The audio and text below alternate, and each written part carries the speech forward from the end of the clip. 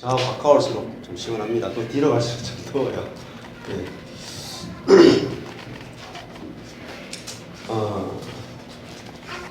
평온을 구하는 기도 한번 이렇게 보시면은, 평온을 구하는 기도가 제일 처음에 이제 바꿀 수 없는 것은 이렇게 기도가 시작합니다. 바꿀 수 없는 것부터 이제 시작을 하는 이유는 사람이 선악과를 먹고 전적으로 부패했기 때문에 우리의 힘으로는 우리 자신의 어떤 능력과 자원으로는 하나님을 사랑할 수도 없고 이웃을 사랑할 수도 없고 우리가 바꿀 수 없는 것이 너무 많다는 거죠. 그래서 마틴 로이드 존스 목사님 말씀하신 것처럼 인간은 이제 조난 에드워즈죠. 개선할 수 있는 존재가 아니고 이제 개선이 필요한 것이 아니라 구원이 필요한 존재다 이렇게 말했잖아요. 그래서 바꾼다는 것은 개선이거든요. 개선할 수 없는 것은 받아들이는 평온을 그렇게 말하고 있습니다. 그래서 인간이 타락, 전적 부패를 우리가 알게 되면은 바꿀 수 없는 것이 더 많다는 걸 알게 되고, 그렇게 될 때 우리들은 이제 상대방을 받아줄 수 있는, 또 내 자신을 받아줄 수 있는, 먼저 내 자신을 받아주게 되고 또 상대방을 받아줄 수 있게 된다는 거죠. 그래서 우리가 인간이 타락했다, 부패했다라는 것을 인식하지 않고 우리는 이렇게 고민을 합니다. 그래서 하나님 왜 도대체 나를 이렇게 만드셨는가 이렇게 고민을 들어봐요. 우리가 선악과를 먹고 타락한 아담의 피를 물려받았다는 사실을 모르고 처음에 에덴 동산에서 만든 타락하기 전에 아담이라고 내 자신이 그렇게 생각하시기 때문에 고민이 많이 드는 거죠. 그게 아니라 우리는 하나님이 처음 만드신 그 사람이 아니고 선악과를 먹고 타락한 아담의 피를 물려받은 사람이라는 사실을 우리가 제일 전제로 알아야 됩니다. 그래서 우리를 죄인이라는 거죠. 행동하기 전에도 이미 죄인으로 태어난다 이렇게 말을 합니다. 그래서 그래서 이제 우리가 하루하루 살게 하시고 한순간 한순간 누리게 하옵시며라고 하는 일이 우리가 하루하루 정도밖에 바꿀 수 있는 힘이 없다는 거죠.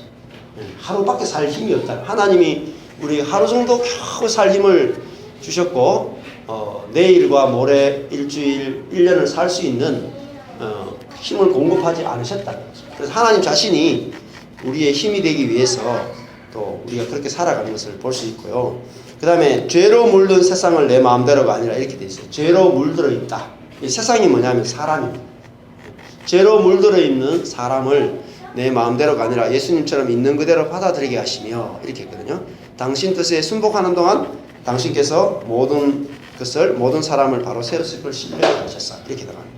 그래서 여기서 평온을 구하는 기도에서 받아들이는 것을 계속 이야기하는 이유가 먼저 내 자신을 받아들이는 것이 중요합니다. 내 자신 그리고 상대방을 받아들이는 거예요. 그래서 우리의 자아가 타락해 있다 라는 것을 전제하시면 우리는 받아들이는 것밖에 할 것이 없어요. 그리고 우리 안에 있는 새로운 것들은 다 내 안에 계신 그리스도로부터 나오는 것이. 그래서 오직 그리스도만을 우리가 믿고 의지하게 됩니다. 그것이 바로 오직 믿음으로 사는 삶이라고 말씀하고 있습니다. 그래서 내가 평온을 잃어버린다면은 바꿀 수 없는 것, 죄로 물든 세상을 모르고 바꿀 수 있다고 생각하고 죄로 물들지 않았다고 생각하기 때문에 우리는 평온을 계속 잃어버리는 거죠.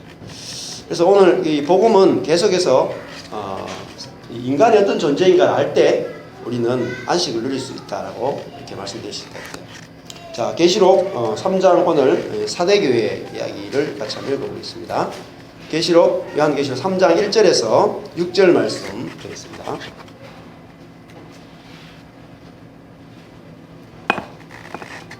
(3장 1절에서 6절) 도독하시겠습니다.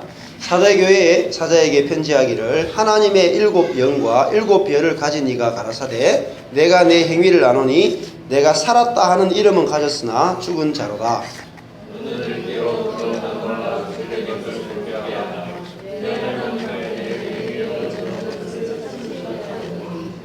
그러므로 내가 어떻게 받았으며 어떻게 들었는지 생각하고 지키어 회개하라. 만일 일깨지 아니하면 내가 도적같이 이르리니 어느 시에 내게 임할는지 내가 알지 못하리라.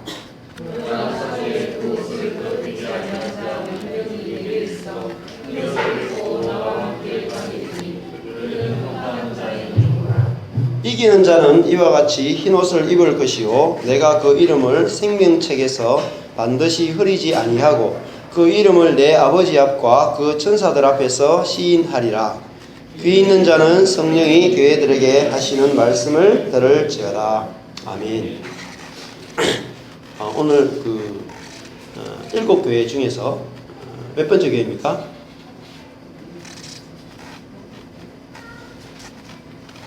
위에 보면은 저번에 7교회 어떻게 외우라고 그랬어요? 에서 버두 사빌라, 에서 버두 사, 그러니까 5번째 교회죠. 예, 위에 보면은 3장 1절 위에 보면은 5번째 오 사대 이렇게 되어 있습니다. 자, 사대교회의 사사에게 편지하기를 이렇게 되어 있죠. 사대교회는 원어로 사르데이스인데 사르데이스가 뜻이 좀 불분명한 게 있어요. 그런데 이것이 그 남은 물건 혹은 남은 자들이라는 뜻도 있다고 합니다. 남은 물건, 남은 자. 그러면은 이 사대교회하고 연결시킬 수 있는 게 뭐냐면 3장 2절이죠. 3장 2절에 보면은 너는 일깨워 남은 바 죽게 된 것을 굳게 하라. 2절에 보면 남은 바가 나오죠. 여기 남은 자입니다. 남은 자. 그러니까 사대교회가 남은 자인데 사대가 사르데이스가 밑에 보면은 남은 자들이 죽게 된 것을 굳세게 해주어라 이렇게 나옵니다. 그래서 이 사대교회 하면은 남은 바 죽게 된 것을 굳게 하라 이렇게 연결시키시면 사대교회의 특징으로 연결시킬 수 있고, 그 다음에 사대교회는 남은 자들이 어떻게 되냐면 죽게 된 것이죠. 죽게 된 것. 그래서 죽게 된 것이니까 바로 앞절에 1절에 네가 살았다 하는 이름은 가졌으나 죽은 자로다. 그래서 남은 자들이 어떻게 됐냐? 죽게 됐다. 그러니까 살았다 하는 이름은 가졌으나 죽은 자로다 하는 것이 바로 사대교회의 특징입니다. 그래서 그렇게 기억하시면 되겠습니다. 다른 교회들도 저번에 한번 어떻게 연관시키는지 제가 말씀을 드렸습니다. 그래서 교회들마다 특징이 있으니까 그 특징을 가지고 기억하시면 많이 오랫동안 우리가 기억할 수 있습니다. 자, 성경에서 남았다라는 것은 뭐냐면은 남은 자라는 것은 하나님의 긍휼로 인해서 남은 자라는 뜻이죠. 긍휼. 하나님의 은혜로 남은 자다 이런 뜻입니다. 원래 모든 사람은 남을 수가 없어요. 다 성경의 진단은 뭐냐면은 모든 사람이 죄를 범하였으며 하나님의 영광에 이르지 못한다. 그리고 모든 사람이 하나님의 진노 아래에 있다 이렇게 말해요. 그래서 구약에도 보면은 구약의 선지서를 한마디로 딱 줄이면 뭐라고 말하냐면 진노 중에 긍휼이다. 진노 중에 긍휼. 자, 그러면은 이 진노 중에 긍휼이란 말은 이런 뜻이 아닙니다. 그러니까 어떤 사람에 대해서 진노하시고 어떤 사람에 대해서 긍휼을 베푸신다 이런 의미가 아니고 하나님이 구약의 선지서에서 진노하신다는 말은 이방인들뿐만 아니라 하나님 백성까지 모든 사람이 다 하나님의 진노 아래 있다는 거예요. 왜 진노 아래 있냐면은 우리가 선악과를 먹고 자기중심적인 그런 타락한 죄성 가운데 우리가 빠져있기 때문에, 그러니까 우리가 눈을 떠가지고 죽을 때까지 생각하는 건 다 뭐냐면은 나 자신을 위해서 생각합니다. 하나님을 믿는 것조차도 나를 위해서 믿죠. 진정으로 하나님을 위해서 믿는 게 없어요. 그래서 사람이 진노 가운데 있다라는 것은 하나님의 목적대로 하나님의 목적대로 지었지만은 하나님의 목적대로 쓰이지 못하고 있다는 거죠. 그래서 모든 사람이 하나님의 진노 아래에 있다 이렇게 선언하고 있습니다. 그런데 그 진노 가운데도 하나님께서 긍휼을 베푸시기 원하신다는 거죠. 그래서 그 진노라는 말이 모든 사람의 죄성을 향한 하나님의 마음을 표현해 준 것이라고 할 수 있습니다. 그래서 그 남은 자가 있죠. 그 은혜로 남은 자라고 표현해 주고 있습니다. 그래서 그리스도인들은 다 뭐냐면은 진노 가운데 있는 자들 가운데서 하나님이 불쌍히 여겨서 건져낸 자들, 이것이 바로 그리스도인입니다. 그러니까 우리가 잘나서 예수를 믿게 된 사람이 한 명도 없다는 거죠. 다 진노 가운데 있기 때문에. 그래서 우리가 그 진노 가운데 건져진 자들이라 이렇게 표현하고 있습니다. 자, 사대교회 사자에게 편지하기를 하나님의 7영과 7별을 가진 이가 가라사대 이렇게 말했습니다. 자, 7영이라는 말은 7이라는 말은 완성되었다라는 뜻이 있죠. 또 완전하다. 그러니까 7영이라는 말은 완성된 영이다 이렇게 표현할 수 있어요. 완성된 영이다. 하나님의 완성된 영. 예. 그리고 7별을 가졌다. 이게 예수 그리스도죠. 하나님의 7영과 7별을 가졌다라는 것이 바로 예수 그리스도를 상징하는데, 이 7영을 가졌다는 말은 성령을 가졌다라는 말이라고 볼 수 있고, 또 7영을 다른 말로 하면은 5장 6절로 가보십시오. 뭐라고 표현하고 있는지. 7영을 5장 6절에 보면은 내가 또 보니 보좌와 내 생물과 장로들 사이에 어린 양이 있었는데 일찍 죽임을 당한 것 같더라. 자, 죽임당한 어린 양이죠. 예수님입니다. 7뿔과 7눈이 있으니, 자, 죽임당한 어린 양의 눈이 7개래요. 7눈이 있으니 이 눈은 온 땅에 보내심을 입은 하나님의 뭐라 그래요? 7영이다. 그러면은 예수님의 눈이 곧 뭐죠? 예수님의 영이죠. 자, 근데 어떤 예수님이냐니까 일찍 죽임을 당한 어린 양이다. 그럼 어린 양의 눈, 일찍 죽임을 당한 어린 양의 눈이 바로 어린 양의 영입니다. 자, 그러면 눈이라고 하는 것은 어떤 의미가 있습니까? 눈. 자, 눈이라고 하는 것은 우리가 어떤 걸 보고 판단하고 해석하는 거잖아요. 그러면은 우리가 7영을 가졌다 라는 것은 예수님께서 그 완전한 영을 가졌다, 완전한 눈을 가졌다 이렇게 볼 수 있죠. 완전한 눈을 가졌다. 7눈이니까.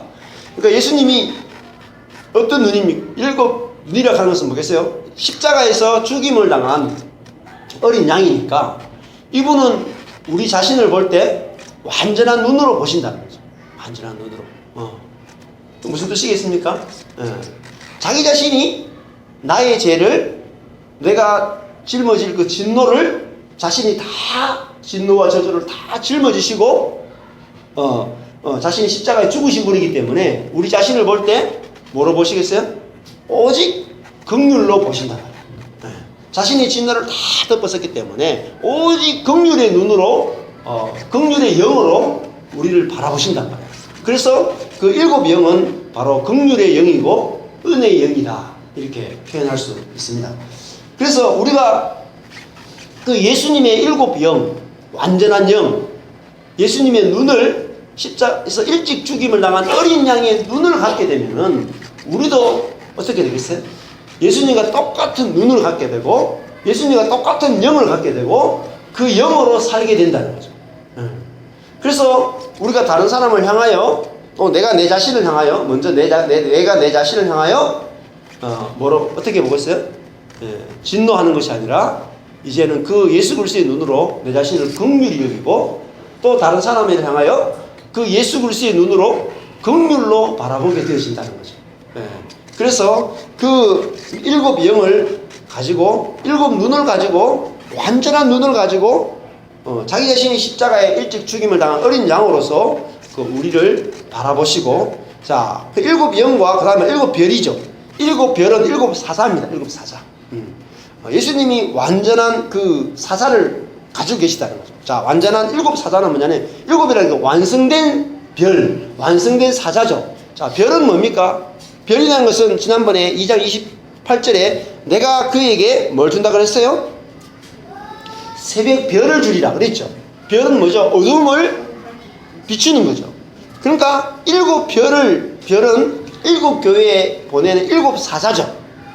그래서 예수 그리스도는 7사자, 완성된 사자를 교회에 보내시는 분이신데 그 교회 사자는 뭐냐면 별과 같은 존재라는 거죠. 별은 뭡니까? 어둠을 밝히는 그 빛과 같은 존재로 교회에 하나님께서 사랑을 보낸다는 거죠. 그리스도인을 말하죠. 근데 그 그리스도의 어떤 사람이냐면 원래가 우리가 어떤 존재였어요? 어둠이었죠. 어둠. 우리가 아담의 타락한 본성으로 내 자신을 위해서 밖에는 살 수 없는 내 자신의 한계에 갇혀 있는 사람이었어요. 어둠에 갇힌 사람이었어요. 그런데 이제는 다른 사람을 향하여 내 안에 그리스도로 말미암아 긍휼이 흘러나오고 은혜가 흘러나오는 빛이 나오는 그런 자로 만들어서 그런 사람들을 교회에 이제 보내서 교회를 세우신단 말이죠. 그래서 바로 7별입니다. 7별을 가졌다. 그래서 자, 이거는 7영도 마찬가지겠지만 예수님 자신의 몸에 있잖아요. 몸에. 자, 자기 자신의 눈을 7영이라 그랬죠. 자기 어린 양의 눈이 7개라 그랬잖아요. 7개. 7별도 자기 자신이 가지고 있죠. 소유하고 있죠. 그러니까 예수 그리스도와 그 7사자 그리스도인은 뭐죠? 완전히 하나로 연합되어 있다는 걸 볼 수 있어요. 연합되어 있다. 그것이 바로 신약 시대고 예수 그리스도가 연합되어서 예수 그리스도를 나타내는 그런 사람들을 통해서 교회를 세울 것을 지금 말씀하고 있죠. 그 다음에 밑에 보시면 내가 내 행위를 아노니, 자, 사도교회의 행위를 알고 있다 이렇게 말하고 있는데, 내가 살았다 하는 이름은 가졌으나 죽은 자로다 이렇게 말하고 있어요. 자, 이 행위라는 것이 기준이 뭐냐면은 예수님이 자신이 기준인데, 너의 행위를 아는데 살았다 하는 이름은 가졌으나 죽었다. 자, 성경에서 살았다는 말과 죽었다는 말은 계속 제가 그 말씀을 드리지만은 자, 살았다라는 것은 부활했다는 말이고, 죽었다는 말은 아직 우리가 자아로 살아가는 상태라는 거예요. 자아.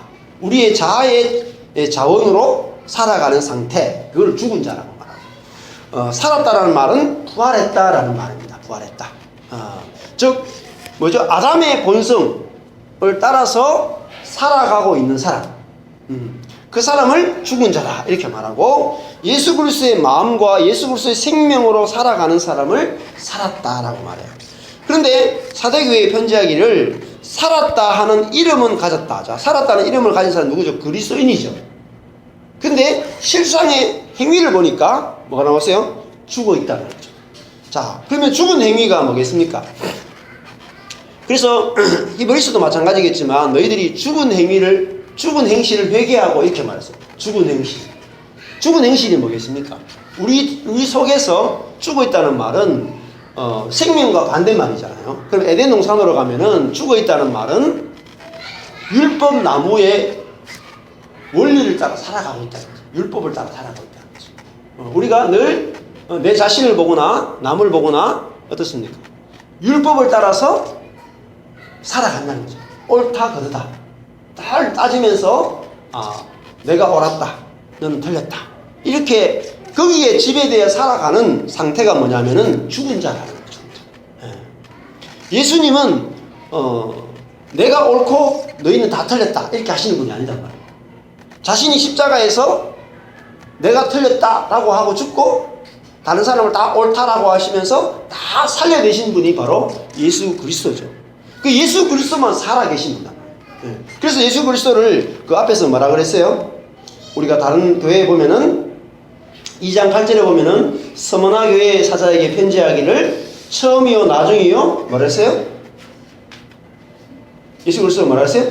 죽었다가 살아나신 이에게 이가 가라사대 있죠. 예수 그리스도가 지금 예수 그리스도로 살아계신 분이라고 하잖아요. 이거는 부활했다는 말인데, 단순히 그냥 우리가 교리적으로 예수님은 십자가에 죽었다가 부활했다, 역사적 사실을 믿는 것이 중요한 게 아니단 말이죠. 역사적 사실. 자, 그 역사적 사실이 가지고 있는 의미를 모르면은 아무 소용이 없어요. 여러분, 예수님이 십자가에 죽었다가 예수님이 십자가 부활한 걸 믿습니까? 하면 다 믿습니다. 그래요. 그거 믿는 거는요, 귀신도 믿습니다. 믿고 떨어요. 그러니까 우리가 예수 믿고 구원받는다는 것이 예수님이 십자가에 죽었고 예수님이 부활했다는 걸 믿습니까? 또 당신을 위해서 그랬다는 걸 믿습니까? 까지 가도 그 십자가와 부활의 의미가, 그 십자가와 부활이 내가 포함되지 않으면 의미가 없어요. 심지어 내 삶에서 실제가 되지 않으면은 아무 소용이 없습니다.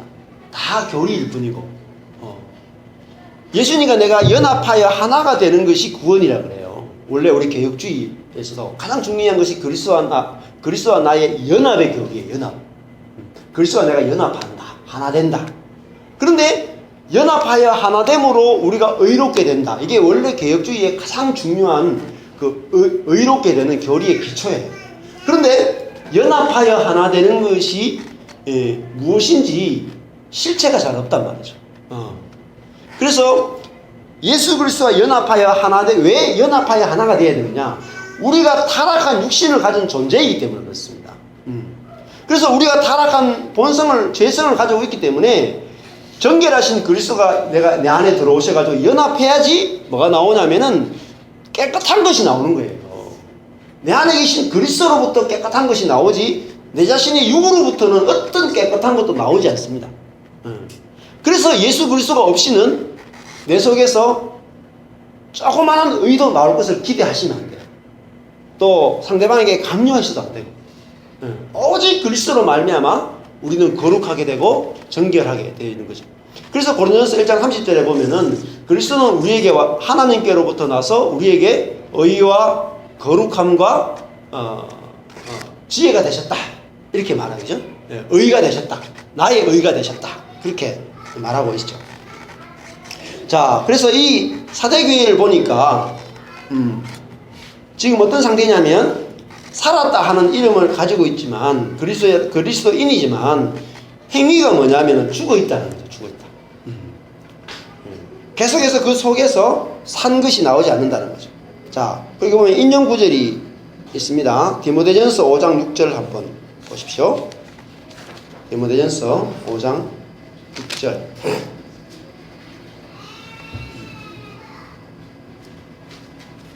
디모데전서 5장 6절 보니까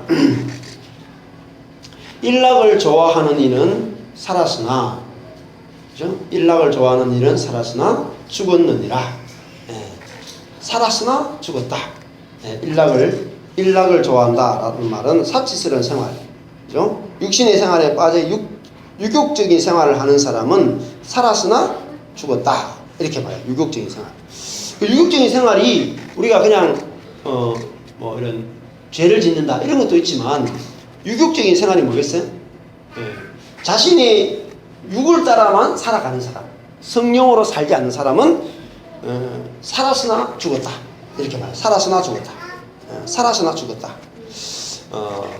여기도 마찬가지로 사대교회는 살았다 하는 이름은 가졌으나 죽은 자다 이렇게 말하죠. 그 속에서 은혜와 긍휼이 나오지 않고 항상 자기 자신과 사람을 볼 때 자신의 옳음을 따라서 정죄하는 사람을 죽은 자다 이렇게 말하죠. 자, 예수 그리스도는 어떻습니까? 자, 이 사대교회는 살았다 하는 이름을 가졌으나 죽은 자지만은 예수 그리스도는 죽은 것 같지만은 사신 분이에요. 반대. 그는 십자가에 죽었으나 사신 분이죠. 그러면 그리스도인은 어떤 사람이냐면은 죽은 자 같으나 살아있는 사람이에요. 사도 바울이 우리가 환난과 궁핍과 여러 가지 일을 당해서 우리가 죽은 자와 같지만 실상은 우리가 산자다 이렇게 표현하잖아요. 산자다. 그래서 끊임없이 하나님이 그리스도를 우리에게 주신 목적이 뭡니까? 그리스도의 생명을 우리를 통해서 뿜어내는 것, 그게 살아있는 거죠. 그렇게 우리를 부르셨다는 거죠. 자, 누가복음 거기 보면 인용 구절이 15장 24절 한번 보십시오. 누가복음 15장 24절.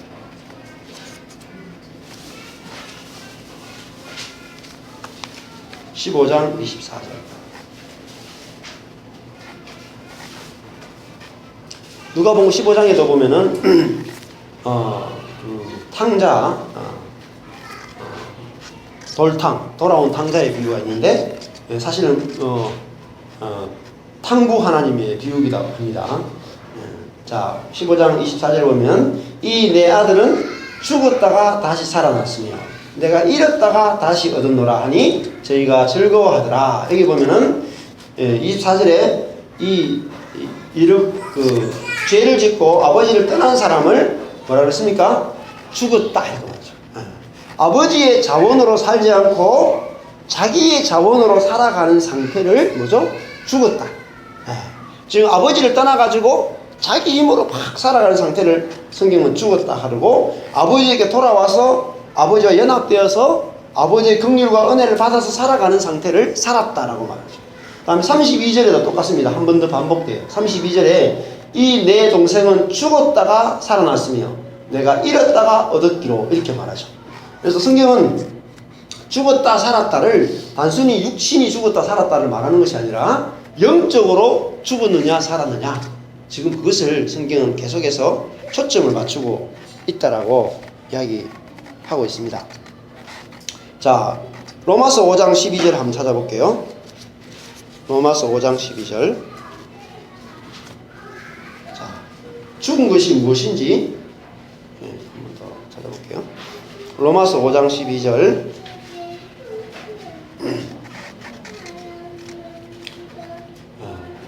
5장 12절. 이러므로 한 사람으로 말미암아 죄가 세상에 들어오고 죄로 말미암아 사망이 왔나니, 이 사망이 바로 죽음이거든요.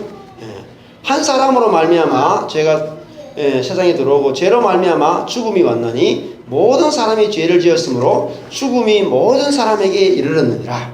자, 그래서 자, 죽음이 어떻게 되냐면은 14절에 가보시면은 그 사망이 어떻게 했어요? 왕노릇하였다. 죽음이 우리를 지배하고 다스렸다. 이렇게 말하죠. 그래서 우리가 그 죽음을 이길 수 없었다. 죽음이라 하는 것은 즉 연약함이라고 표현할 수 있어요. 연약함. 하나님의 계명을 지킬 수 없는 연약한 상태를 죽어있다. 이렇게 말하죠. 우리가 자녀를 사랑하고 배우자를 사랑하고 또 옆에 있는 성도를 사랑해야 되잖아요. 그런데 우리 속에 그 사랑할 수 있는 힘이 없는 것을 가리켜서 죽어있다라고 말해요. 죽어있다. 그리고 우리 안에 그리스도가 오심으로 말미암아 이 사람들에게 그 하나님의 사랑과 은혜가 흘러가는 것을 살았다. 이렇게 말하고 있습니다. 자, 5장 19절에 보십시오. 로마서 5장 19절에 한 사람의 순종치 아니함으로 많은 사람이 죄인 된 것 같이 한 사람의 순종하심으로 많은 사람이 의인이 되리라. 자, 여기 보시면은 이 로마서 5장 19절이 굉장히 중요한 말씀인데 한 사람 아담의 순종치 아니함으로 많은 사람이 죄인이 되었어요. 자, 그러면 이 죄인이라는 말은 어떤 의미입니까? 죄의 지배를 당하는 사람이라는 의미입니다. 자, 아담이 순종하지 않으므로 모든 사람이 죄의 지배를 받는 죄성을 가진 존재가 되어버렸어요. 그러면 반대로 한 사람 예수 그리스도의 순종하심으로 많은 사람이 뭐가 됐습니까? 예? 의인이 되죠. 자, 그러면 의인이 된다는 의미가 뭐겠습니까? 우리 여기서 의인이 된다는 말을 대부분 루터라든지 종교개혁자들은 의롭다고 법적으로 칭해지는 개념으로만 이해했어요. 그러면은 이게 문제가 됩니다. 왜 문제가 되냐면 앞에도 우리가 실제적 죄인이 아니라 죄인으로 칭해지는 의미로 해석해야 되거든요. 맞죠? 그죠? 앞에서 많은 사람이 죄인 된다는 말은 죄의 지배를 받는 사람이 됐다는 뜻이고, 그러면 우리가 의인이 됐다는 말은 뭐겠습니까? 의이신 하나님의 성품이신 하나님의 생명이신 그리스도의 지배 아래에 있는 사람이 됐다는 거죠. 자, 그러면은 죄인은 뭐가 나옵니까? 가만히 살면은 죄인은 뭐가 나옵니까? 죄가 나오죠. 그럼 의인은 뭐가 나올까요? 죄가 나옵니다. 예? 예, 잘 보셔야 돼요. 예. 죄인은 살면은 한 사람이 순종치 않음으로 많은 사람이 죄인이 되어서 죄의 노예가 되어서 살면은 죄가 나와요.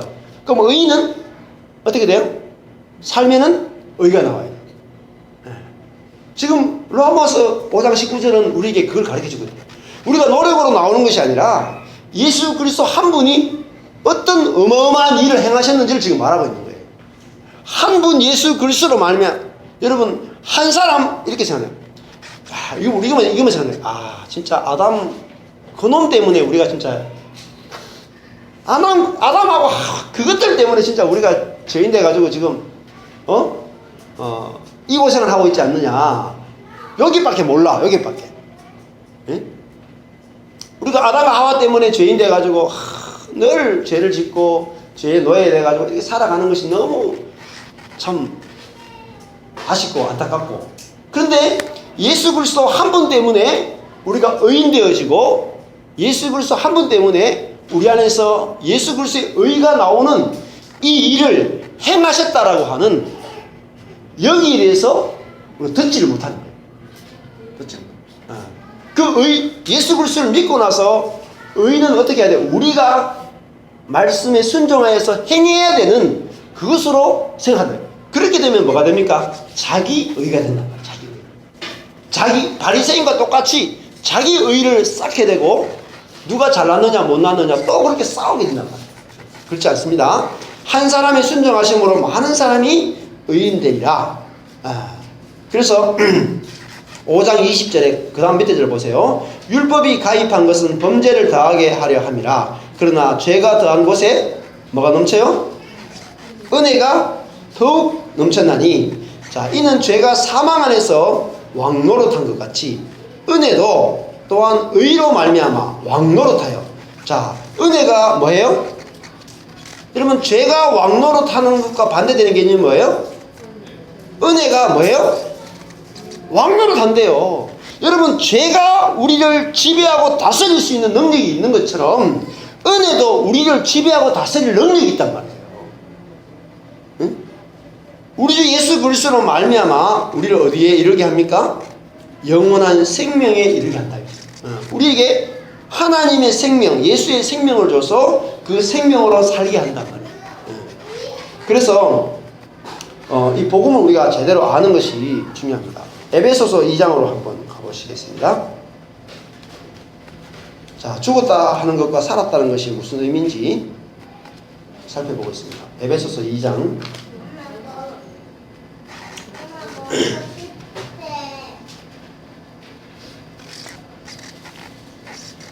2장 1절부터 에베소서 2장 1절 보세요. 너희의 허물과 죄로 죽었던 너희를 살리셨도다 이렇게 되죠. 자, 우리가 예수를 믿기 전에 우리가 어떤 상태였어요? 죽었다는 것은 어떤 상태입니까?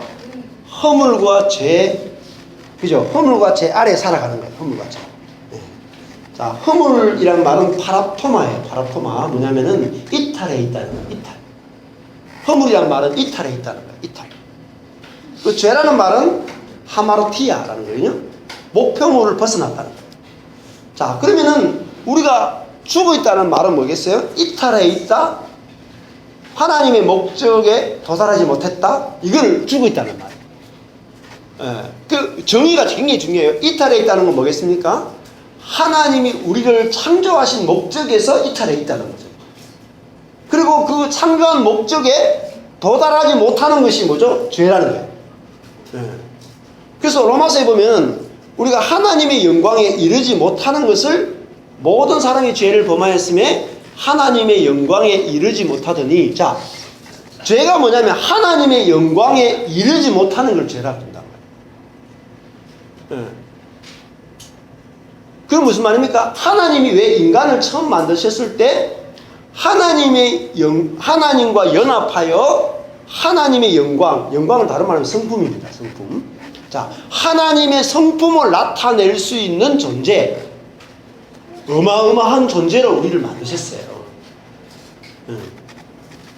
근데 우리 교단에서는, 장로교에서는 보통 어떻게 이제 이걸 표현하냐, 하나님께 영광을 돌린다라는 글 속에서 사람이 하나님의 형상과 모양으로 지음받았다 라고 할 때 하나님의 그 절대적인 속성이 있고 또 사람과 함께 공유하고 있는 속성이 있다. 공유적 속성을 이야기해요. 공유적 속성이 뭐냐면 사랑, 인애, 자비, 긍휼 이런 거를 하나님과 사람이 같이 공유하고 있는 속성이다 그래요. 물론 하나님의 인애와 우리의 인애는 말할 수 없지만은 우리가 예수 그리스도를 믿게 되면은 우리가 하나님의 그 공유적 속성, 성품을 닮아간다 이렇게 해석을 해요. 그런데 거기서 이제 많은 문제들이 생긴다. 우리가 하나님의 성품이 회복되어지고 우리 자신이 예수 믿는 순간에 새로운 피조물이 되어지고 하나님 형상으로 회복되어서 우리 자신이 하나님의 공유적인, 하나님과 공유하고 있는 은혜의 자비 긍휼을 내 자신이 소유하고 있어가지고 내 자신이 이걸 행할 수 있다, 이렇게 해석했단 말이에요. 이게 문제라고. 그게 아니에요. 그것이 엄청난 문제를 일으킨다. 왜? 내가 행해야 돼요. 내가 자비 긍휼 은혜를 행해야 돼. 그렇지 않습니다. 우리가 하나님 형상으로 회복된다는 말은 하나님이 나를 성전 삼아가지고 내 안에 오셔가지고 하나님 자신의 성품으로 나를 지배하고 다스린다. 그게 은혜의 지배라는 거예요. 은혜의 지배. 은혜가 뭐죠? 하나님 자신의 은혜라 그래요. 은혜이신 하나님이 나와 연합해서 나를 지배하고 다스리니까 뭐가 나와요? 하나님의 속성, 하나님의 성품이, 사람인데 하나님의 성품이 나온단 말이에요. 이걸 믿기가 참 힘든데 이거를 믿기가 힘들어서 설교를 못하는 거예요. 어마어마한 사건이에요. 이거를 김세현 교수도 요한복음 강의에 가면 이야기해요. 하지만 끝부분에 가서 이야기를 해요. 이 부분이 뭐냐면 신학자들이 아직 밝혀내지 못한 부분이라는 거예요. 그렇게 이야기해요. 하나님이 사람에게 주신 영광이 얼마나 큰 영광인지를 못 보는 거야. 못 보기 때문에 우리는 뭘 봐요? 사단의 유혹에 넘어간단 말이에요.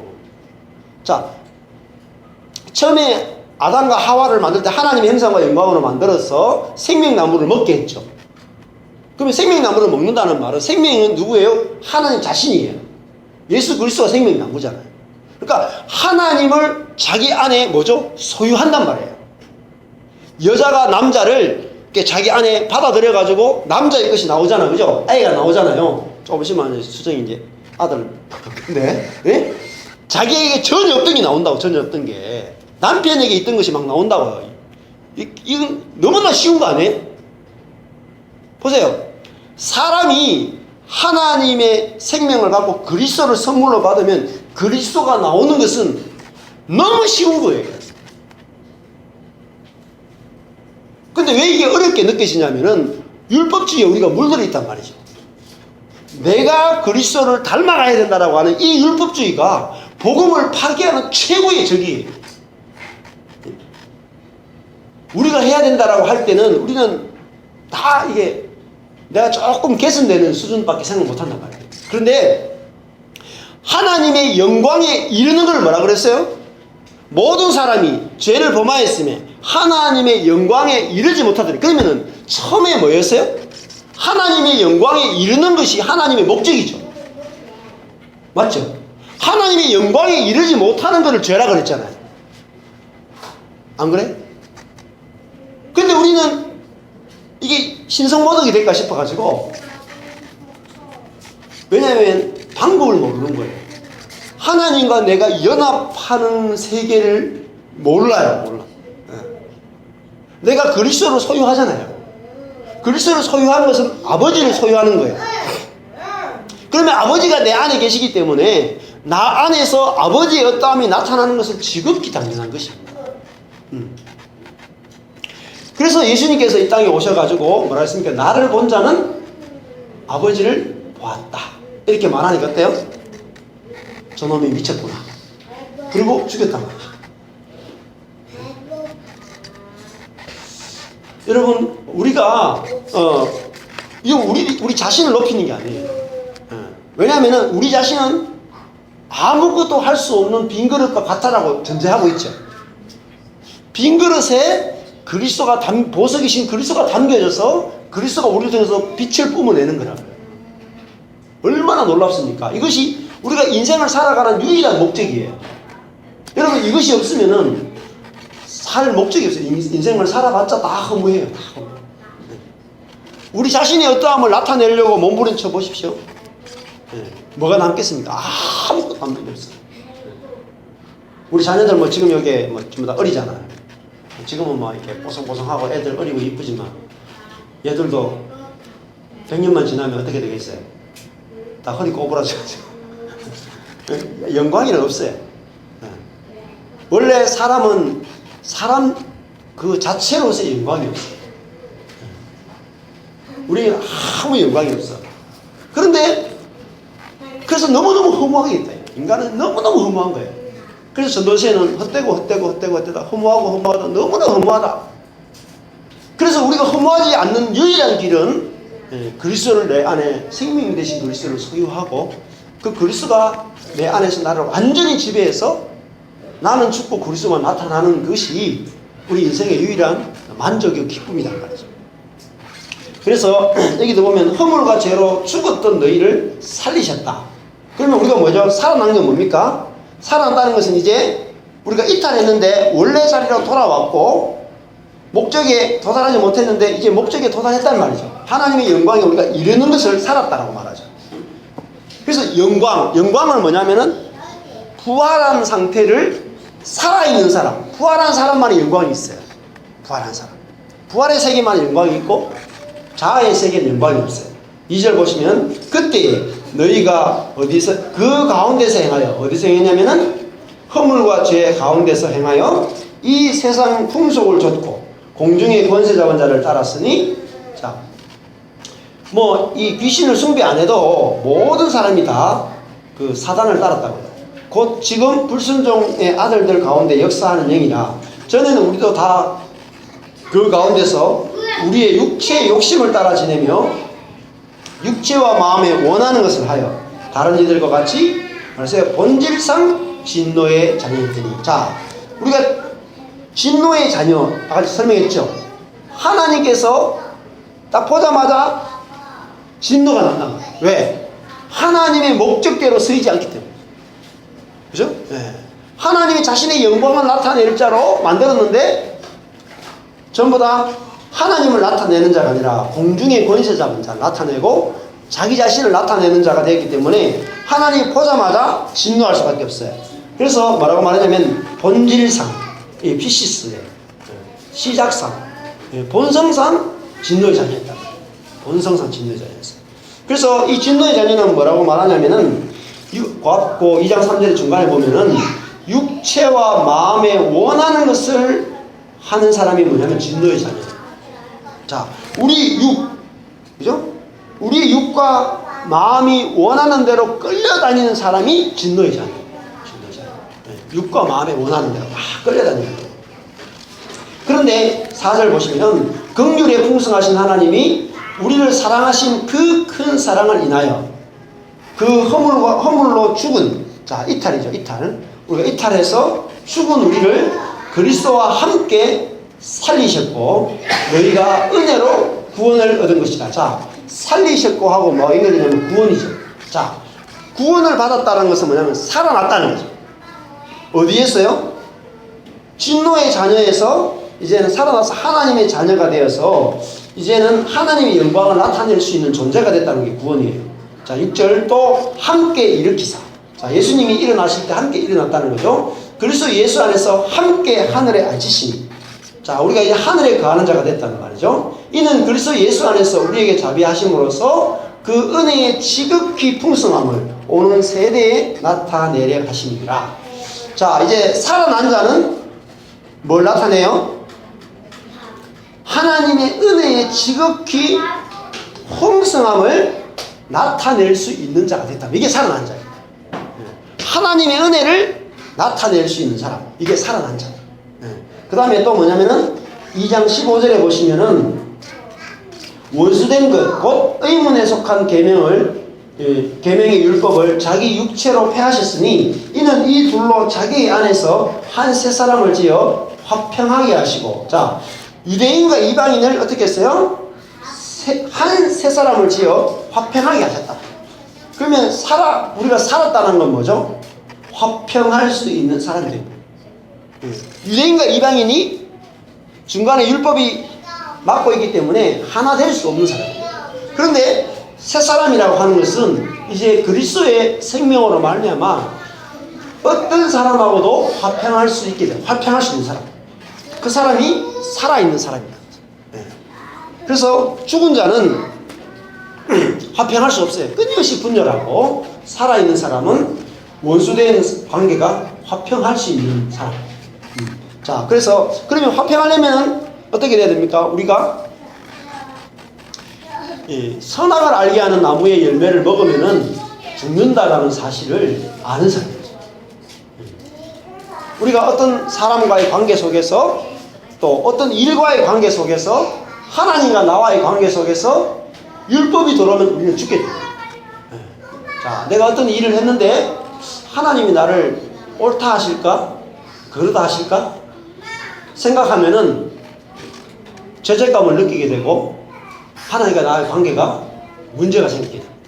또 내가 어떤 죄를 짓고 나면은 내가 내 자신을 보면서 나와 나 사이에 내가 옳은 행동을 했는가? 그런 행동을 했는가? 그걸 중심으로 보게 되면은 나와 내 자신의 관계가 죽어버립니다. 또 옆에 있는 사람과의 관계도 중앙에 선악과가 있으면은 반드시 죽게 됩니다.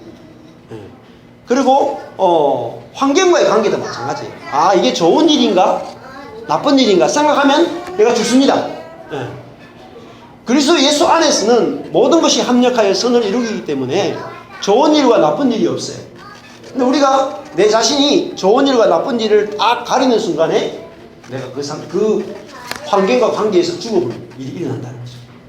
그래서 이제 우리가 에덴 동산에서 생명의 나무를 먹고 살 수 있는 이제 자가 됐단 말이죠. 그래서 그리스도 예수 안에서는 이제 그 옳은 일 그런 일이 없이 다 살리는 일밖에 없다. 살리는 일밖에. 그것을 우리가 알게 되면은 우리가 끊임없이 살아나게 될 거라는 거죠. 그래서 누가복음 아까 전에 15장에서 죽은 자가 살아났다 이렇게 말하잖아요. 탕자가. 그러니까 아버지가 자기를 배반하고 떠난 그 아들에 대해서 얘가 그 진노하거나 심판하지 않으시죠. 오히려 긍휼로 받아내시죠. 그래서 우리가 하나님이 어떤 분인지 알게 될 때 우리는 끊임없이 살아나게 되어진다는 거죠. 자, 그래서 예수 그리스도는 죽었다 하는 이름을 가졌지만 살아나신 분이십니다. 근데 이 사대교회는 살았다 하는 이름을 가졌지만 실상은 죽은 자다 이렇게 선언하고 있는 것을 볼 수 있습니다. 다음에 2절 가보시면은 너는 일깨워 남은 자가 죽게 된 것을 굳게 하라 이렇게 말하고 있어요. 자, 너는 깨어 있어 가지고 너희 교회 안에 그 남은 자들이 영적으로 막 죽어가는 것, 율법의 세계 안에서 하나님과의 관계 안에서 선악과를 먹고 살아가는 그 사람들을 도와주라 이 말이야. 도와주라. 복음으로 또 사랑으로 그들을 섬겨라라고 그렇게 말하고 있습니다. 남은 바 죽게 된 것을 원래는 너 자신을 위해서 그 남은 자가 죽게 된 것을 굳세게 해주라 이런 의미로 말해주고 있죠. 그래서 일깨워 너 자신이 깨어 있었는 거야. 깨어 있을 때 너 자신이 깨어 있어서 그 죽게 된 것을 굳게 해주라 이렇게 말하고 있습니다. 자, 내 하나님 앞에 너의 행위에 온전한 것을 찾지 못했다 이렇게 말하고 있는데 이게 죽은 상태라는 거죠. 자, 온전한 것이 뭐냐면 내 행위가 온전한 것이 여기에 보면 온전한 것이 원어로 플레로예요. 채우다, 충만하다는 뜻입니다. 자, 너의 행위가 채워진 것을 찾지 못했다 이렇게 말해요. 자, 그러면 뭐가 채워져야 되느냐면 골로새서 2장 9절 10절 한번 가보십시오. 골로새서 2장 9절 10절 골로새서 2장 9절 10절 가보십시오.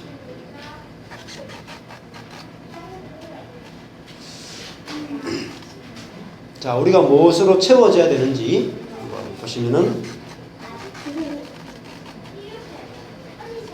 골로새서 2장 9절 10절 2486페이지 2486페이지 골로새서 2장 9절 10절 자, 다 같이 한번 읽어보겠습니다. 시작. 그 안에는 신성의 모든 충만이 육체로 거하시고 너희도 그 안에서 충만하여졌으니 그는 모든 정사와 권세의 머리시라. 아멘. 여기 보면은 제일 끝에 보면은 예수님이 머리죠. 우리는 뭡니까? 몸이죠. 자, 몸인데 머리의 구절이 머리는 어떤 상태입니까? 예수님 안에는 뭐가 있어요? 신성. 신성의 모든 충만이 뭐라고 해요? 예, 육체로, 여기 소마티코스예요. 몸으로 카토이케오 사신단, 거주하신단 말이에요. 자, 예수님의 몸 안에는 뭐가 꽉 채워져 있어요? 신성의 모든 충만이 가득 채워져 있단 말이에요. 신성. 그러니까 아버지의 성품, 아버지의 성품이 자기 속에 아버지가 살고 계시기 때문에 예수님은 자기 몸 속에 아버지의 신성이 가득 채워져 있단 말이에요. 그래서 그 아버지의 신성이 나온다고 말이죠. 근데 우리는 어떨까요? 10절 보세요. 너희도 그 안에서, 누굽니까? 그리스도 안에서 어떻게 됐어요? 충만하여졌으니. 뭐가 충만해졌어요? 인성이, 신성이. 보세요. 그리스도인은 뭐가 충만해져요? 신성이 충만한 사람입니다. 여러분, 성령이 충만하다는 말이 신성이 충만하다. 신성. 그러니까 우리는 뭐로 살아요? 신성으로 사는 거예요. 우리 인성으로 사는 게 아니야. 근데 우리가 해벨레 그래요. 신성으로 살아야 되는데 맨날 인성으로 살기 때문에 이게 다 썩고 있단 말이에요. 근데 교회 나오면서 계속 우리가 인성으로 살아가야 되는 것처럼 신성이 충만해져서 그 신성으로부터 행위가 나와야 되죠. 그죠? 행위가. 그리스도의 생명, 그리스도의 성품으로부터 우리 행위가 나온단 말이에요. 신성이 충만해졌다. 그런데 이 사대교회를 가보니까 어때요? 내 행위가 충만한 것을 찾지 못했다. 그죠? 죽어있기 때문에. 죽어있다는 말은 뭡니까? 자기 인성으로 자아로 살고 있다는 거예요. 자아로. 그래서 하나님의 성품이 나오지 않는 상태라고 해요. 나오지 않는 상태. 그래서 죽어있다라는 거죠. 여러분, 그래서 내 자신이 죽어있는지 살았는지를 볼 수 있어야 돼요. 그렇다고 해서 그럼 내 안에서 신성이 안 나오면 죽은 거예요, 사실. 그러면 더 신성이 나오도록 막 애를 써야 돼요? 아니에요. 그죠? 내 안에서 신성이 안 나오는 것은 복음이 깨달아지지 않기 때문에. 내가 정말 복음이 제대로 깨달아지면은 내 안에서 그리스도의 성품이 나오게 돼 있어요. 노력하라는 말이 전혀 아닙니다. 중요한 거는 듣고 내가 어떤 상태구나 깨닫는 게 중요하다. 그러면 내가 내 안에서 부부 생활 가운데 자녀를 키우면서 교회 생활 가운데 직장 생활 가운데 이 신성이라고 하는 것이 조금도 안 나는구나. 그러면 뭐가 돼요? 오호라 나는 공고한 자로다. 누가 나를 이 죽음의 몸에서, 신성이 나오지 않는 몸에서 나를 건져낼 거냐. 이 바울의 고백이 이해가 된다. 그러면 우리가 그 순간에 그렇게 꼭 하나님 앞에 그런 낮은 마음으로, 그죠? 가난한 마음으로 나가게 돼 있단 말이에요. 그래서 우리 영이 가난하게 되면 어떻게 돼요? 우리의 가난함이 하나님의 그리스도를 불러오게 만든단 말이에요. 그리스도. 나의 그 가난함이, 정말로 내가 가난하게 되면은 내 안에 그리스도께서 내 대신 사라져야 됩니다라고 하는 갈망이 내 속에서 이제 생겨난단 말이에요. 그리고 내 자신의 문제점을 보게 되면은 그 자체가 다른 사람을 탓하지 않게 됩니다. 자, 그래서 우리 자신이 행위가 그리스도의 머리 대신 그리스도의 신성을 공급받아 살아야 된단 말이에요. 그래서 우리가 그리스도가 머리고 내가 몸이라는 말은 머리에게 있는 것이 몸에게 공급되어져가 살아가야 돼요. 그러니까 머리는 신성인데 몸은 인성으로 살아가면 됩니다. 자, 연결되어 있단 말이죠. 3절. 그러므로 내가 어떻게 받았으며 어떻게 들었는지 생각하고 지켜 회개하라. 이렇게 말하죠. 자, 받은 것이 뭐겠습니까? 어떻게 받았습니까? 람바노거든요. 영접했다는 거죠. 예수 그리스도를 어떻게 영접했고 예수 그리스도에 대해서 어떻게 들었는지를 기억해라. 그리고 그 복음을, 그죠?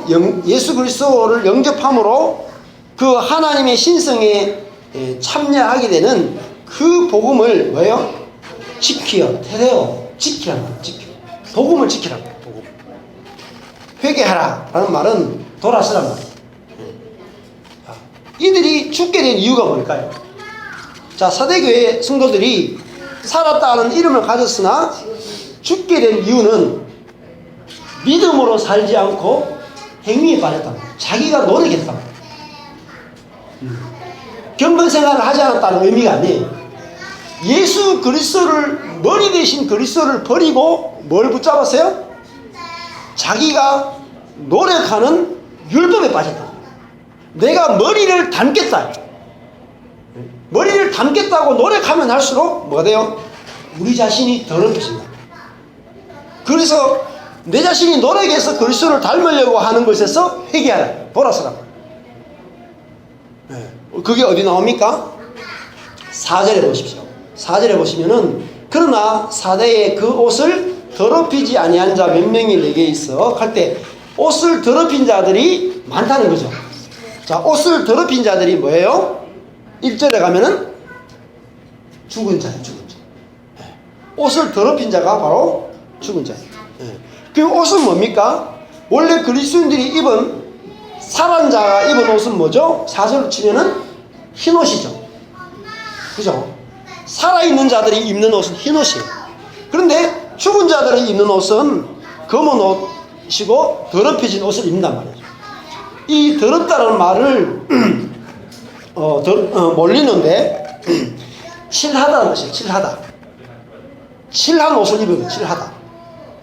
이걸 또 다른 말로 하면은 구약에 10계명을 돌판했을 때 그리고 두루마리에 율법을 기록할 때 먹으로 썼죠. 검은 먹으로 글자를 썼잖아요. 그게 바로 칠하는 거예요. 칠하는 거. 그러니까 자기 옷을 더럽혔다는 말은 무슨 말이냐면은 자기가 율법을 지켜서 자기가 깨끗해지려고 노력하는 거예요. 이게 더럽히는 겁니다. 자, 흰옷은 뭐냐면은 흰옷이라고 하는 것은 뭘로 빨아야 돼요? 우리 행위를. 흰옷은 7장 보십시오. 7장으로 가보세요. 계시록 7장 14절. 어떻게 우리가 흰옷을 입느냐? 흰옷과 더러운 옷은 뭐냐면은 7장 13절 9절 다 전부 다 흰옷이 나와요. 7장 9절을 보십시오. 이 일 후에 내가 보니 각 나라와 족속과 백성과 방언에서 아무라도 능히 셀 수 없는 큰 무리가 뭘 입었어요? 흰옷을 입고, 그래서 흰옷 입었죠. 그 다음에 13절 장로 중에 하나가 응답하여 내게 이르되 이 흰옷 입은 자들이 누구며 어디서 왔느냐. 자, 14절에 내가 가로되 내 주여 당신이 알리이다 하니 그가 나더러 이르되 이는 큰 환란에서 나오는 자들인데 어린 양의 피에 그 옷을 씻어 어떻게 했어요? 희게 하였다. 그죠? 그러니까 자기 행위를 자기가 씻으면 안 되죠. 어린 양의 피로 씻어야 되죠. 내가 내 자신을 깨끗하게 하려고 하면 안 된단 말이에요. 내가 노력해서 내가 깨끗한 사람이 되겠다. 흰옷을 입은 사람이 되겠다. 그 사람이 더러운 사람이에요. 예수 그리스도의 피로 나를 씻는 게 뭐예요? 나는 죄인인데, 씻을 수 없는 죄인인데 예수 그리스도의 은혜로 씻는 거예요. 예수 그리스도의 은혜가 아니고는 내가 하나님과 사람 앞에 나설 수 없는 자다라는 것이 흰옷 입은 거라고. 자, 흰옷이 이게 원래 원어로 보면은 이게 빛나는 옷이거든요. 빛나는 옷, 류코스, 빛나는 옷이에요. 근데 이 빛나는 옷은 원래 흰옷은 뒤에 가면은 세마포 옷이에요. 세마포. 세마포가 뭐냐면은 이렇게 식물이 이렇게 마 있죠, 마. 이 식물이 자라잖아요. 그러면은 그거를 우리가 삼배옷 그러죠, 그죠? 우리가 사람이 죽으면 삼배옷을 입죠. 식물을 이렇게 칼로 잘라가지고 섬유질이 많으니까 이걸 막 이 껍질 벗기고 또 두들겨 가지고 아주 얇게 찢죠. 얇게 찢고 거기 속에 있는 것들을 물기라도 있는 거 싹 다 빠지고 말리죠. 그러니까 그 아주 그러면 그 안에 있는 거 싹 다 빠지면 이제 하얘져요. 그러면 그걸 어떻게 해요? 엮어가지고 옷을 만드는 거예요. 그 흰 옷을 입었죠. 그러니까 세마포 옷을 입었다는 뜻입니다. 이게 누가 입느냐면은 참 신기한 게 제사장이 입고 죽은 자가 입어요. 그 누가 입는 옷이냐면 죽은 자가 입는 옷이에요. 또 죽은 자가 입는 옷이면서 또 제사장이 입는 옷이야. 또 누가 입어요? 신부가 입어요. 신부. 흰옷. 누가 입어요? 또 성도가 입어요. 또 누가 입느냐? 천사가 입는 옷이에요. 천사. 천사가 흰옷을 입고 나타나거든요. 그러니까 이게 무슨 의미냐면은 마치 그 세마포 옷을 만들려면은 그 속에 있는 것이 싹 다 빠지고 껍질이 싹 벗겨지고 어떻게 돼요? 그 사람 속에 있는 모든 자기 성이 싹 다 빠져야 돼요. 네. 그래가지고 뭐가 돼요? 다른 실과 엮어질 수 있는 사람. 다른 실과 엮어질 수 있는 사람. 네. 내가 다른 사람과 엮어질 수 있는 사람. 그게 바로 흰옷을 입은 사람입니다. 그러니까 다른 사람과 엮어지려면 뭐가 없어져야 돼요? 다른 사람과 엮어질 때 제일 방해되는 게 뭡니까? 나의 선입니다. 또 나의 죄입니다. 네. 그러니까 내가 열등감을 느껴도 못 엮어져요. 맞죠? 열등감을 느껴도 다른 사람과 연합이 안 돼. 또 내가 우월감을 느껴도 연합이 안 돼. 아까 전에 새로운 피조물은 화목하는 사람이라 그랬죠. 네. 사는 사람은 화목한 사람이다. 그래서 우리가 열등감과 우월감이 있으면 절대로 엮어질 수 없어요. 그래서 열등감과 우월감을 어떻게 없앨까요? 열등감은 오늘부터 열등감 안 느껴지고 이런 결심하시기 바랍니다. 돼요? 우월감을 느끼지 않기로 결심하시기 바랍니다. 안 돼요.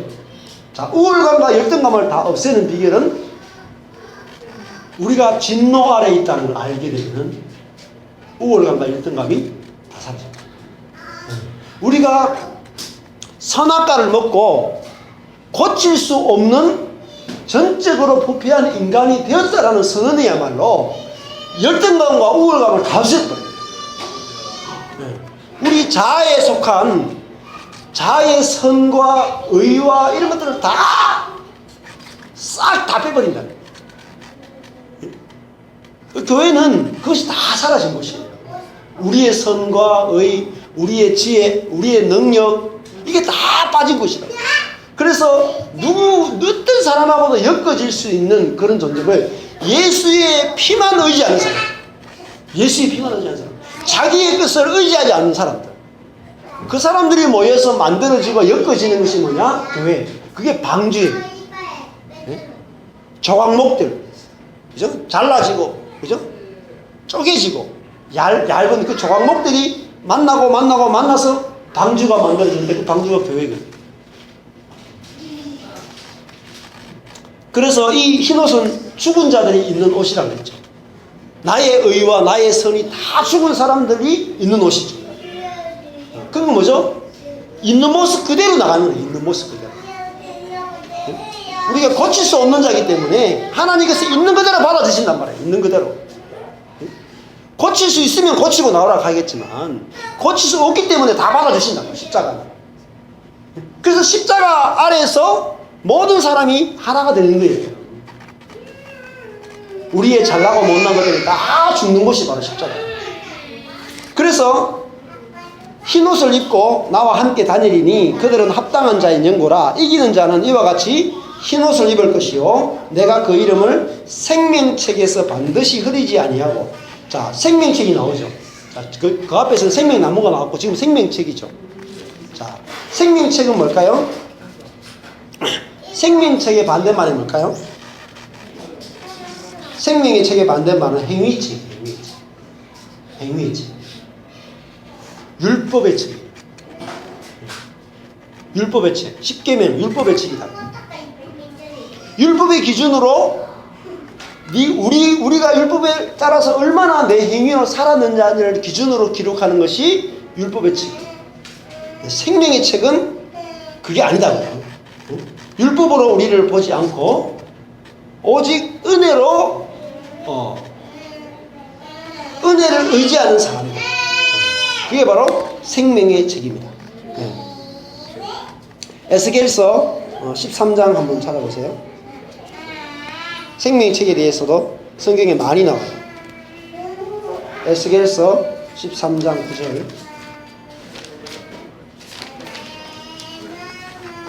13장 9절.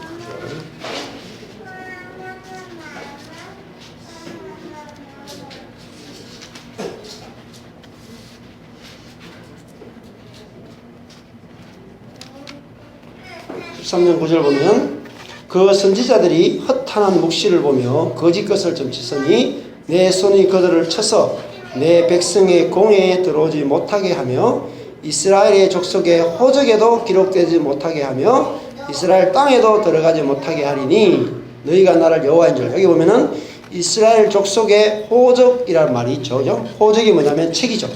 이스라엘 족속의 기록, 카타브, 기록에도 기록되지 못하게 하며, 그러니까 이스라엘 족속의 호적, 하나님 백성이라고 하는 호적이죠. 호적.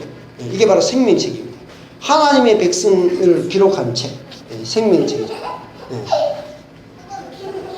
자, 그래서 이 생명책이 많이 또 나오고, 빌립보서 4장 3절 보십시오. 빌립보서 4장 3절.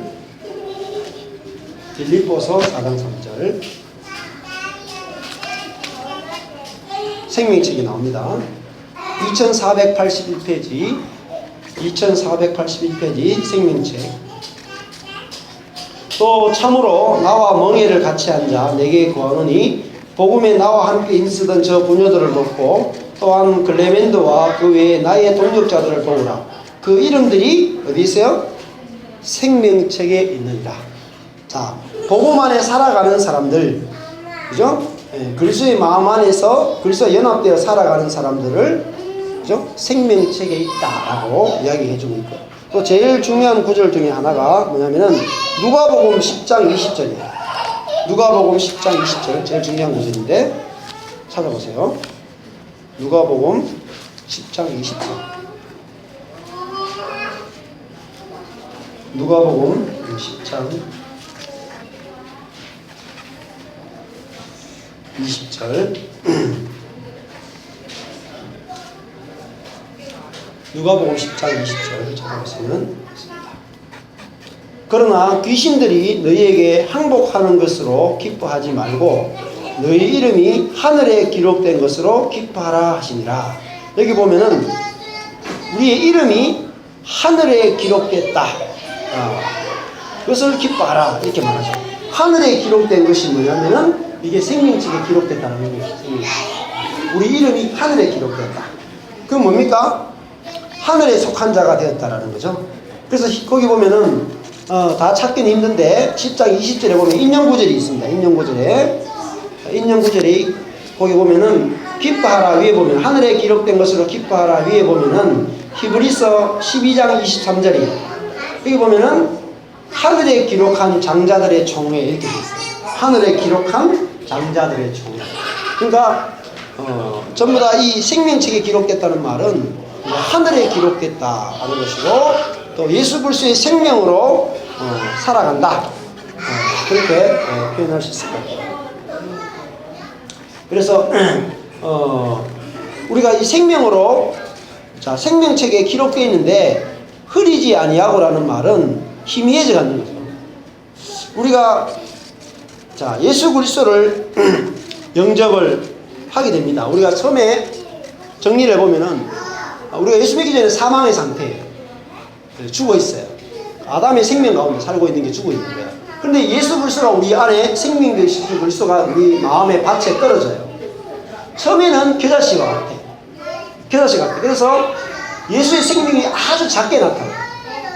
근데 내가 계속 선악과를 먹지 않고 내 행위를 의지하지 않고 오직 내 안에 계신 예수 그리스도를 의지하여 어린 양의 피로 나를 씻으면 내 안에 계신 그 그리스도의 생명이 자라난다고요. 점점 자라나서 나무와 같이 점점점 생명이 자라나게 돼요. 그러면 그 나중에 열매들이 많이 맺히게 된단 말이죠.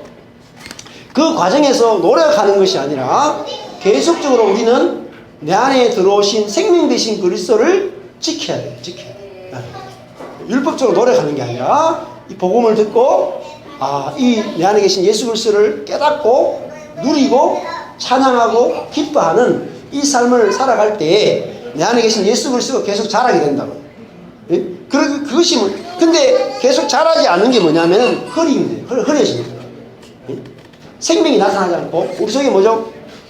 예. 저희 밭에도 나무를 심어놨는데 나무가 이렇게 쪼매났단 말이에요. 나무가 쪼매나면 그냥 열매를 못 맺어요. 그냥 밭만 드러나지. 나무가 자라야지 많은 열매가 있어요. 오늘 저희가 점심시간에 아마 무화과를 우리 아파트에서 무화과하고 자두를 따왔거든요. 한번 드셔보세요. 무화과 나무는 10년을 기른 거예요. 네, 그러니까 이따만해 무화과. 자두도 작지만 약을 별로 안 쳤는데 벌레 먹었지만 맛은 굉장히 좋거든요. 그러니까 10년을 거치면서 그 작은 것이 자라가지고 열매를 막 낸단 말이죠. 그래서 우리가 흰옷을 입고 다녀야 돼요. 이겨야 돼요. 뭐로 이긴다 그랬습니까? 이기는 자는 값없이 이기는 자라고 그랬죠. 예수의 피로 은혜로 날마다 은혜로 이길 수 있어요. 은혜로 이기는 건 쉽다고 노력하는 것이 아니기 때문에. 그래서 생명이 흐리지 않고 그 이름을 아버지 앞과 천사들 앞에 시인하리라. 시인한다는 말은 드러난다는 거예요. 드러난다. 이 생명책에서 흐리지 않고 처음에는 조그마한 겨자씨일 때는 안 드러나죠. 근데 겨자씨가 자라서 나무가 되고 점점 커지면 열매가 나타나죠. 그게 시인한다는 의미가 드러난다는 거예요. 우리 속에 처음에는 예수 생명이 너무 작아서 안 보일지 몰라도 예수의 생명이 자라나면 나중에 모든 사람 앞에 드러난다. 드러난다. 그것이 시인한다는 뜻입니다. 그래서 저와 여러분이 날마다 머리 대신 그리스도의 생명이 우리 자신에게 공급됨으로 우리 안에 예수 그리스도가 드러날 수 있기를 축복합니다. 이것이 귀 있는 자가 영이 교회들에게 하시는 말씀을 들어서 우리가 이렇게 자라났으면 좋겠습니다. 말씀을 맺겠습니다. 죽은 자는 같이 오래 있을 수가 없어요. 아마 여러분들이 가족을 아무리 사랑해도 부모님이 돌아가시면 3일 이상 같이 있기 힘들다. 냄새가 나서 아무리 부모님을 사랑해도 3일 지나면 같이 있을 수가 없어요. 냄새가 난다. 사망의 냄새가 난다. 우리가 죽은 자는 무슨 냄새가 나요? 율법으로 옳고 그름이 계속해서 우리 속에서 나오기 때문에 그 사람하고 친해진 것 같지만 조금 지나면은 판단이 나오고 정죄가 나오고 옳고 그름이 나오기 때문에 금방 우리는 같이 살 수 없는 사람이 된다. 그러나 우리가 그리스도 안에서 살아나게 되면은 산자는 뭐냐면은 자기 속에 그 율법이 없어요.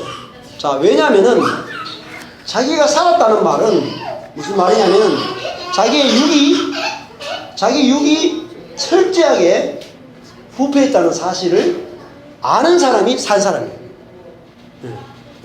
내 자아로부터는 어떤 선도 나올 수 없다는 사실을 아는 사람이 산자예요. 그래서 다른 사람한테 우리 인간이 개선될 수 없기 때문에 상대방에 대해서 개선을 요구하지 않는 사람. 그래서 저절로 받아진다고. 그 사람이 산자예요. 산자. 그렇게 되면은 그 산자를 통해서 교회는 세워지고 교회는 계속해서 죽으면 안 돼. 죽으면 안 돼. 살아있어요. 그래서 사대교회에게 살았다 하는 이름을 가졌으나 죽은 자가 남은 바 죽게 된 것을 굳게 하라. 교회는 죽으면 안 된다. 율법이 지배하면 안 된다. 교회 중앙에 옳고 그름이 지배하면 안 된다. 생명이 지배해야 돼. 예수 그리스도는 우리를 살리는 영으로 오셨거든요. 살리는 영은 뭐냐면은 그 사람이 죄를 지어도 그런 행동을 해도 어떻게 하면 살릴까? 라고 하는 그 생명만이 뿜어져 나오는 것이 바로 교회예요. 그래서 우리의 마음의 중앙에도 생명나무가 있고 또 우리 교회 중앙에도 생명나무가 있어서 우리가 그 생명나무를 항상 바라보고, 그래서 에덴 동산 중앙에 생명나무를 두신 이유는 항상 바라보도록 하기 위해서, 제일 잘 보이는 곳에 생명나무를 두신 거예요. 그래서 우리 마음의 중앙에 생명나무이신 그리스도가 계심으로 우리가 그리스도를 바라보고 살 수 있게 되기를 축복합니다. 기도하겠습니다. 하나님 아버지, 사대교회가 살았다 하는 이름은 가졌으나 실상은 죽은 자라고 말씀하셨습니다. 그들이 그들의 중앙에 있는 생명나무이신 그리스도를 먹기를 그치고 자신의 행위로 선악과를 먹고 거룩하고 정결해지려고 했을 때 그들은 서로 다투고 싸우고 죽음밖에 나오지 않게 된 것을 봅니다. 하나님 아버지, 우리의 마음의 중앙에 또 교회 안에 생명나무와 선악과가 있는 것을 우리가 다 볼 수 있도록 우리 귀와 눈이 열리게 하시고, 내 자신이 무엇을 먹고 있는지 선명하게 그것이 보여서 우리가 이제는 율법의 나무를 먹지 않고 생명나무를 먹게 되는 데까지 다 자랄 수 있도록 하나님 축복해 주시기를 소망합니다. 지금은 우리 주 예수 그리스도의 은혜와 하나님의 사랑하심과 성령님의 교통하심이 중구 같은 산자로 살기를 소망하는 모든 성도들 머리 위에 영원토록 함께 있을지어다. 아멘.